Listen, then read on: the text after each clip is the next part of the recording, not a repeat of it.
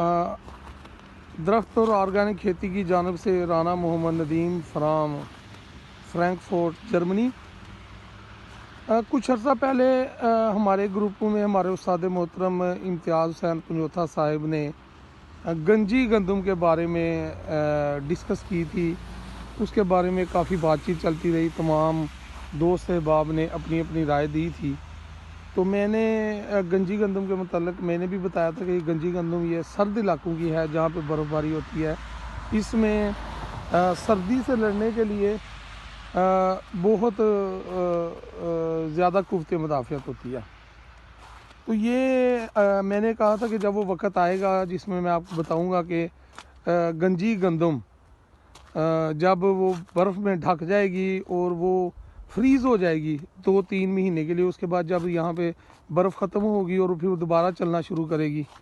तो इस वक्त मैं हूँ, ये फ़िशर फार्म है क्योंकि यहाँ सर्दियाँ बहुत हैं।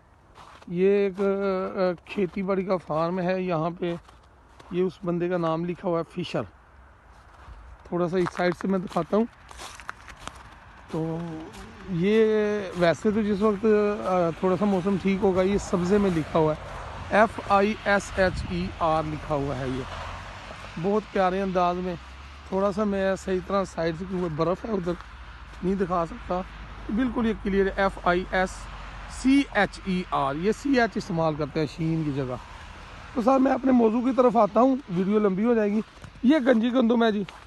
इस वक्त इसकी जो है तकरीबन 3 से 4 इंच जो है इसकी साइज़ है। ये देखिए थोड़ी थोड़ी ऊपर से ब्राउन भी हो गई सर्दी की वजह से।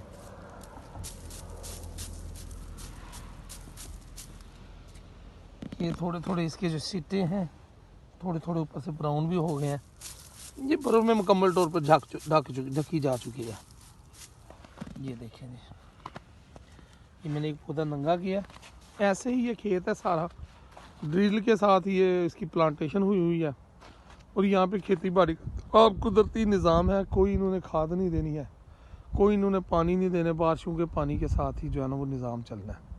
कोई निज़ाम नहीं है पानी का ना, कोई निज़ाम नहीं है खाद का। बायो जो है खाद ये अपने फार्मों में बनाते हैं खुद, जिस तरह वेस्ट डिकम्पोज़र है या बैक्टीरिया कल्चर है, तकरीबन उसी तरह के बड़े बड़े टैंक्स में बनाते हैं, फिर वो स्प्रे कर देते हैं। तो ये फिल वक्त जी ये अभी तो बर्फ़ कम है। आज ये आसमान देखें, ये ऊपर बादल हैं और बर्फ़बारी शुरू हुई है कल रात से, तो इतनी ज़्यादा नहीं हुई। ये तकरीबन 1-2 फुट बर्फ़ पड़ जाएगी ना यहाँ पे। और ये खेत जो गंजी गंदम है इसमें ढक जाएगी मुकम्मल तौर पर। और पाकिस्तान में तो कोहरे के साथ गंदमें जल जाती है ना। ये 2 महीने कम अज़ कम जो है ना मार्च में जाके ना, ये अब जनवरी है, वैसे तो 15 दिसंबर के बाद बर्फ़बारी हो जाती है लेकिन इस दफ़ा लेट हुई है। ये मार्च में जाके ये बर्फ़बारी पिघलना शुरू होगी। बर्फ़ दरमियान में पिघलेगी, फिर हो जाएगी, पिघलेगी, फिर हो जाएगी। ये जम भी जाएगी बिल्कुल जिस तरह ब्लॉक होता है उसकी तरह। तो लेकिन वो गंदी गंदम नीचे ज़िंदा रहेगी। जब ये बर्फ़ें पिघलेंगी 3 महीने बाद, मार्च होगा मुकम्मल तौर पर पिघलेंगी, ये इसी साइज़ में रहेगी मार्च तक। मार्च के बाद ये चल पड़ेगी और फिर ये इतनी स्पीड से बढ़ेगी कि 1 महीने में जो ये 3 महीने जो फ्री हुई है इसके बढ़ने का उम्र रुका हुआ है, तो ये वो अमल उसमें पूरा करेगी उस वक़्त में जाके। और तकरीबन जिस मुद्दत में इसे पूरा होना चाहता है ये उस मुद्दत में पूरी हो जाएगी। तो ये जो है ये वीडियो मैं बना थी। और इसके साथ ही मैं आपको और आगे लेके जाता हूँ मल्चिंग के फ़वाइद की तरफ।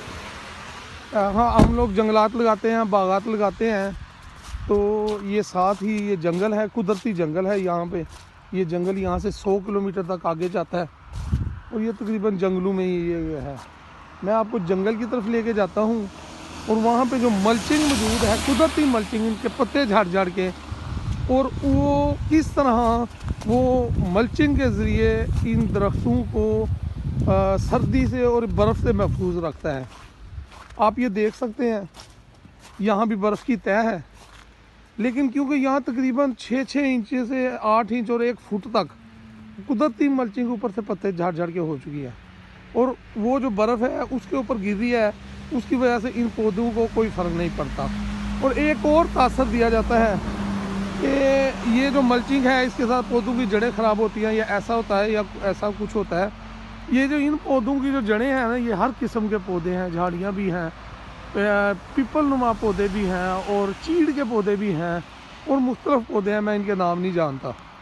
हाँ, और ये देख लीजिए कि ये मल्चिंग है, और ये तकरीबन 3, 4, 5 महीने या साल में कम से कम कहें कि 10 महीने यहाँ पे बारिश या बर्फ़बारी रहती है, और 10 महीने ये जो ज़मीनें गीली रहती हैं और ये मल्चिंग मौजूद रहती है। अगर मल्चिंग के साथ ऐसे कोई पौधों की जड़ों को कोई नुकसान हो तो ये पौधे जल जाएँ, ये ख़त्म हो जाएँ पौधे, क्योंकि इनके नीचे 2-2 फुट 1.5-1.5 फुट की मल्चिंग है, और वो मुकम्मल तौर पर सारा साल ही वो गीले रहते हैं।